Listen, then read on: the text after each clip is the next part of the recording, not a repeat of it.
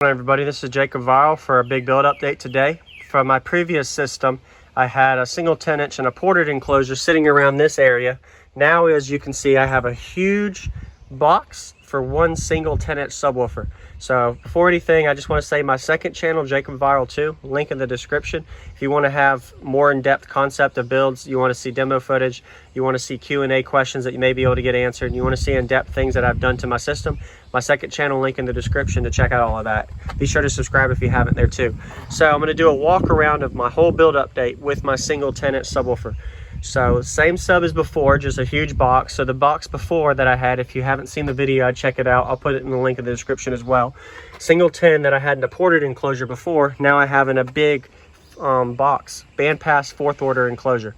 So I'm going to go ahead and give you a walk around of everything. If you have any questions or comments, let me know throughout this video and ask after you watch, so that way you get questions answered first. And let's go ahead and get started. So before anything else, just wanted to say that with the ported enclosure I had before, I was peaking at the high 40s, low 50 hertz range. It was tuned really high, and of course I didn't get the bandwidth I like out of a 4th order like I used to have with my 415s build. If you didn't see those videos as well, check it out. My build setup, my setup build playlist on my channel as well for those videos if you need to see, hey, what did you have before this? And just want to also say that my system is not the prettiest. It's all about concept, and I just enjoy the hobby. I'm not looking to be pretty. I'm not looking to get win any kind of awards or anything. It's all just a hobby for me, so I don't invest a lot of money in making it look pretty. Just the concept of being loud output for single 10. And that goes to another thing. Check out my second channel if you want to see what my system meters. So today is just a build walk around. All right, so I got a 10-inch subwoofer box. So this is right at around 8.5 cubes gross for this enclosure. I built this enclosure, the previous ported enclosure I didn't build, and it's for a single 10-inch Crescendo control toe 10-inch subwoofer rated at 1750 watts RMS. It's a dual 1. It's wired down to 0.5, but after rise, it's right around a 0.7 ohm currently how it's wired. So it's a dual 1 wired to half ohm. And this is a big 4th order enclosure, big ratio. So right now my sealed section, I inverted it. So if you watch my second channel, link in the description, you'll be able to see some of the things I did in trial, going from mounted regular to inverted, and you can kind of see how my output changed, how my meter results changed, a lot of different trials. Same with all this tape. So I've done all these videos on how tape improved my system, explanations behind it, all on my second channel. Just link in the description. I'm telling you, it's good to watch that channel if you're into a lot of this stuff to utilize for your own system. Anyway, back to the specs. So my sealed enclosure is right at 1.1 cubes sealed right now, net. So when it was inverted, it was a lot lower than that with the motor in there too. So I've done a lot of tests with sealing adjustments, so you'll see that on the second channel too. Anyway, I keep saying second channel, it's more of just a guide so you guys can see all of the investment time I put into second channel for all of my own build focus. So that's a goal for that channel, is one of those things. So, all right, back to it. So the sealed section is 1.1. The ported enclosure section right now is right at 6 cubes. So you're looking at a 5.5 to 1 ratio 4th order for a single 10-inch subwoofer.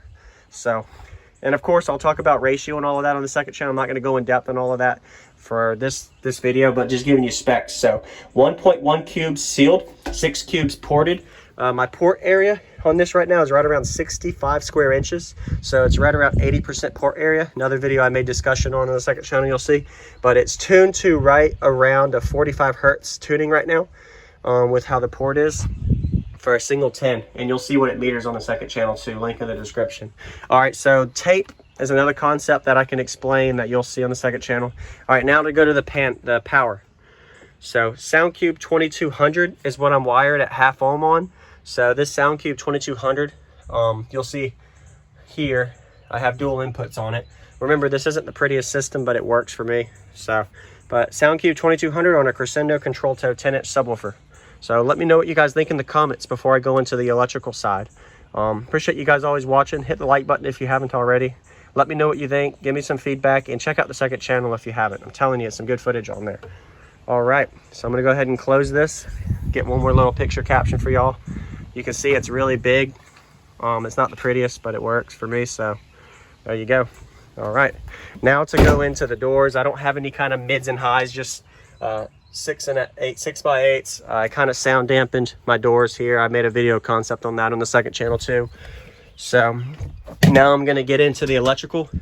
So all I have back here is just a single excess power group 75, a D7500.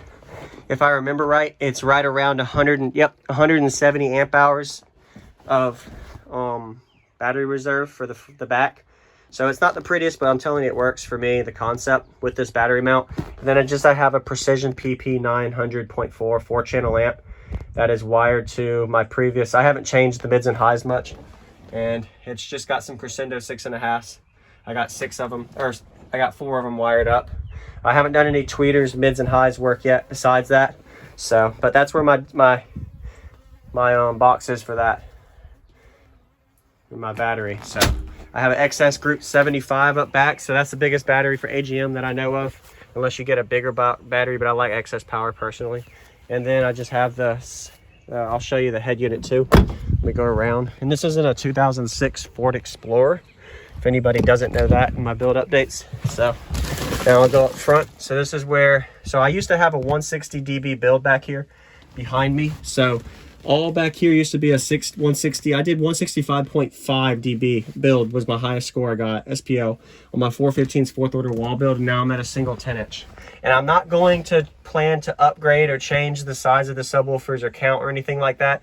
It's just a fun, small project for me to do on my second channel, plus just to enjoy some bass. So I went from 160s to, you'll see the meter results on the second channel for the single 10. So I got a Pioneer 80 PRS head unit.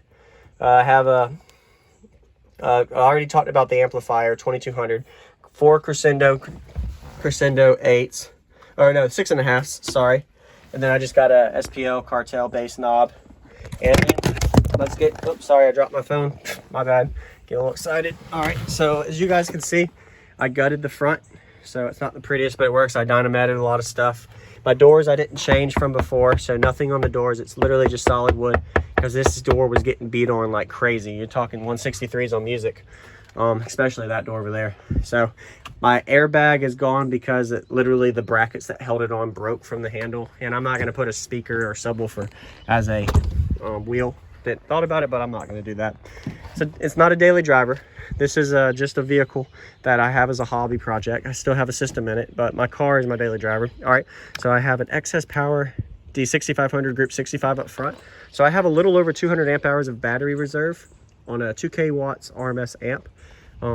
I wanted to stay around the 2500 watt amp range for this. I'll talk about that after. Anyway, so 2 runs of 0 gauge. I have the big 4 completed, and then I have a JS 350 amp alternator up front, and that's all you need to see up here. Just a 350 amp alternator and a Group 65 under the hood.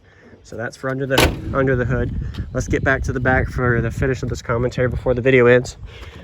So just remember that this is just a hobby of mine, just like all you guys that are watching, I'm sure. Appreciate you guys always watching my videos. Go ahead and hit the like button like you always do. You guys are great. Always giving good comment and good feedback. Always watching my videos, being subscribed every day, checking out all the daily demo videos. I really appreciate all the stuff that you guys give me feedback on. So we do this together as a team. So anyway, a couple more things before I end.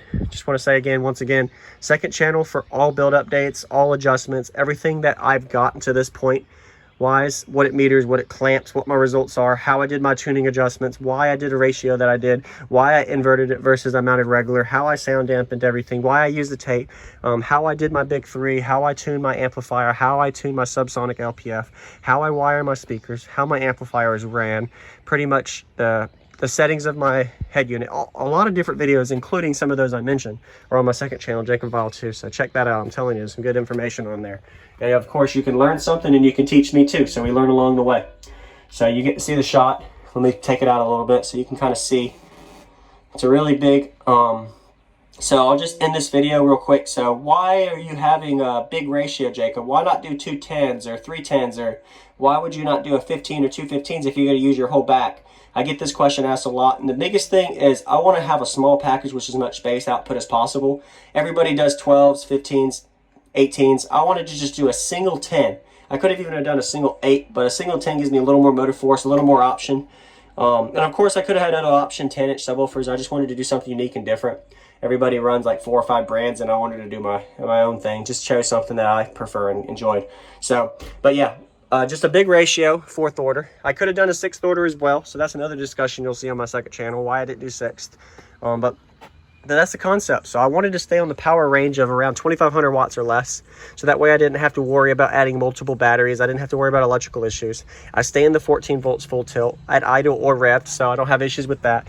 And I have the bandwidth I like. So this box will play anywhere from, it's about to get really loud for a second, sorry.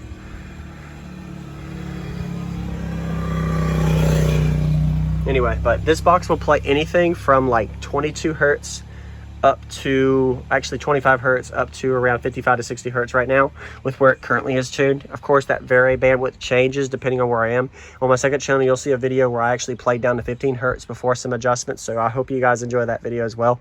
If you want to see demo footage, if you want to see all the specs and discussions and what it meters, all that, second channel, and stay tuned for my main channel. I'm going to make a video on demo and more updates to come as well. So I'll try to keep majority of it on the second channel, but for the most part, that's where it'll be. But I'll still give you build updates throughout the times over every couple of weeks or months with my single 10-inch subwoofer. So thanks for watching. Hope you guys enjoy, and I'll see y'all next time.